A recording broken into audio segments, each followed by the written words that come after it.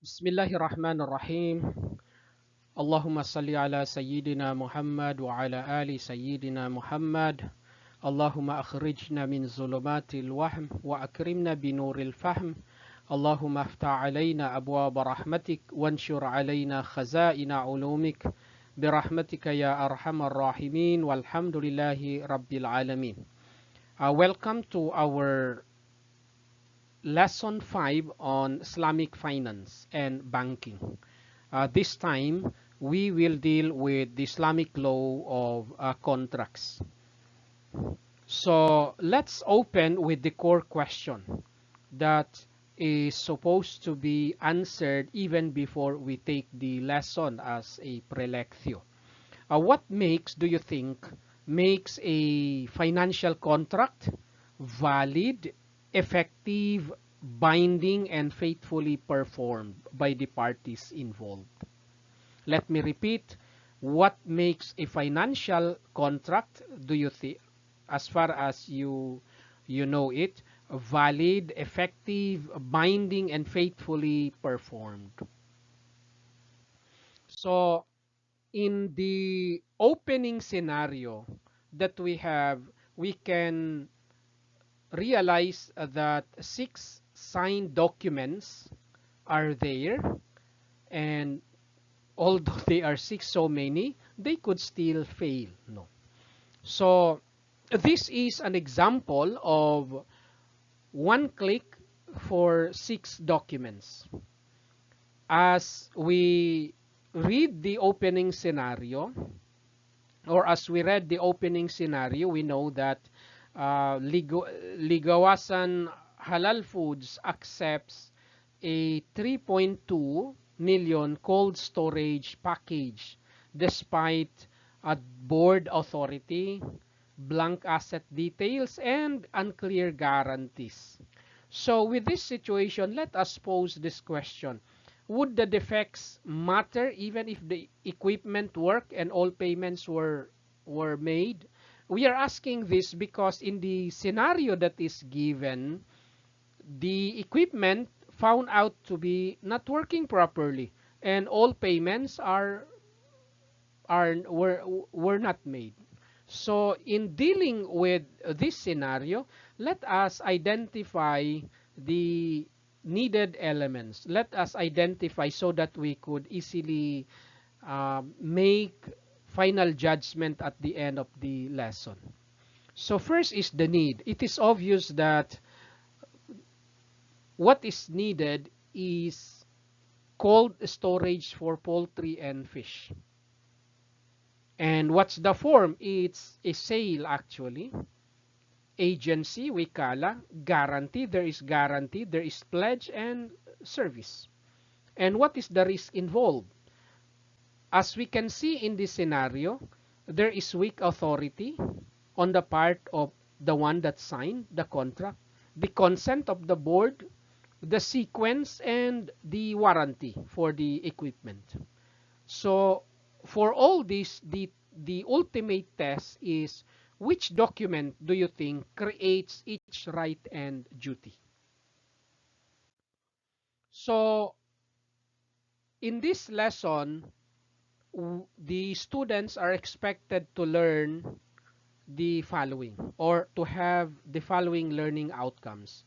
One is the form the contract. We have to test the parties, offer and acceptance, the subject matter, the counter value, as well as the lawful conditions. Second is to verify consent. That is to distinguish signature or click from informed, voluntary, and authorized agreement. And to separate documents if there are different documents involved. We need to clarify, or we need to learn how to clarify promise, agency or wikala, sale, lease, guarantee, pledge, and service obligations. And of course, we need to know the audit performance. That is by tracing the digital evidence involved, delivery, ownership, breach, cure, remedies, and Philippine enforceability.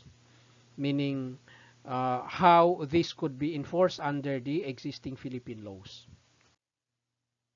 So, to begin with, we need to understand that every contract needs three foundations. One is the parties, referring to the ahliya or the capacity of the one that is entering an agreement, the identity, the authority, it's the representation, and the absence of legally serious coercion. Because if there is coercion in any shape or form, then it would not be valid. The second foundation refers to the subject and the price, whether it is lawful, known, deliverable subject matter, and sufficiently certain counter value. For example, I sell something, I sell the ownership of something, and in return, I receive certain amount as we agreed. Or I surrender the right to use a certain property of mine that is leasing, and in return for that, I would get rent or rental fee for the period of time that we agreed upon. And the third foundation is referring to the ijab and kabul, the offer and acceptance. We need to identify the corresponding assent, meaning the consent that is given within the relevant session channel and conditions. So we will also understand that contract status unfolds in different layers. It is not only just one. In fact, the formation of the contract is just the beginning. So here we ask whether the contract is valid, effective, and binding. Then we verify whether the parties actually perform the approved sequence. So here first we ask whether the contract is valid. So we need to investigate, examine the essential elements and conditions satisfying the governing rules. And take note, a serious defect may invalidate or impair it, may render it something that is defective. The second one that we need to ask is the effectivity, which means the act is performed by a person with authority. Because an authorized action may await ratification of the body involved. And of course, we need to ask also whether the contract is binding. It means to say neither party may withdraw without a right, option, or breach or agreed exit. And if that happens, then cure and remedies still matter. Another point that we need to understand is that consent is more than a click. Why? Because meaningful assent or giving of consent requires understanding of the one that is giving yes. Yes, under Islamic law, digital form can be valid, but take note of this. Speed, language, buried terms, usually under very small or in the form of very small fonts, and a very long contract, blank fields or misleading explanations can undermine consent and proof. So apparently, the formal acceptance is signified by OTP or signature, and then the standard package as well as the recorded time stamp. But that is just the formal acceptance. In Islamic law, we need to know whether the consent is really meaningful. And of course, not only under Islamic law, even in the existing Philippine laws. So we need to know whether the material terms are clear, the language and capacity. Who knows? The one that signs the contract does not understand the language being used. And it must be voluntary, and it is an informed choice by the entity that is entering the contract. Now, let's review the contract in 5 questions, because each document must have one clear legal job. Take note that sequence the documents and events before judging the package. Uh, One very important point is that supporting contracts must not contradict the principal transaction or erase its risk. So under that, we need to know the capacity, the authority, the correspondence, the lawful object, as well as the conditions and cure if there is a problem on both parties or on the subject matter. The cure is referring to how the disagreement or misunderstanding be settled. And it also refers to any exit way for both parties if they do not want to continue the contract. So first, we need to identify 3 items, because take note, these 3 items are not interchangeable. These items are usually expressed in the documents that we sign. First is the promise.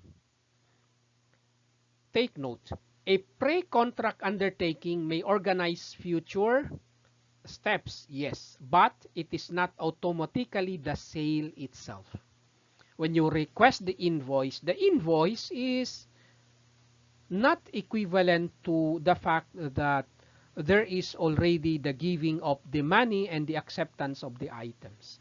The second item that we need to be sure of is the agency. The agent acts within a defined mandate, yes.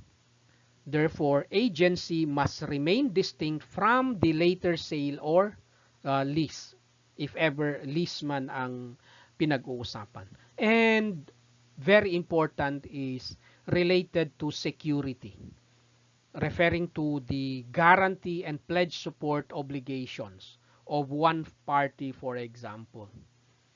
They do not create ownership or cure a defective principal contract, yes, but at least there is a guarantee that the rights of one party is protected, and also the duties to be done by the other by one party should be given to the other.